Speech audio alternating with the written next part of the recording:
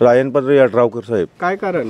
गावाचा विकास म्हणजे आज पुत्र कोथळी गावाला 21 कोटी निधी कोणी आज पुत्र दिला नाही ह्या 25 वर्षात. त्यामुळे त्यांनी 100% निवडून येणार. त्यांनी येऊन स्वतः बघून देत कोण विरोधक आहेत ते बोलणार, त्यांचं कामच आहे ते. त्यांनी येऊन स्वतः कोथळीच विचारून देत नाही. सरपंच आहेत विद्यमान, त्यांनाच नाही विचारून देत येऊन. काही सुद्धा होणार नाही. प्रत्येक समाजाला धरून आहेत आमची. काही होणार नाही. अजिबात जातीपाती राजकारण होणार नाही. प्रत्येक समाजाला, मग धनगर समाज असू दे, लिंगायत समाज असू दे, सगळं बौद्ध समाज असू दे, ह्या सगळं चर्मकार समाज असू दे, ह्या सगळ्यांनी निधी जे दिल्यातच हे नव्हे तर अंतर्गत रस्ते, गटारी हे तर भरपूर काम झालं आहे. पानंद रस्ता झाल्यात. आमच्या गावाला महापुरातनं जायला एकच रस्ता आहे. ते रस्ता गेल्या वेळेला त्यांनी जाहीर केलं होतं.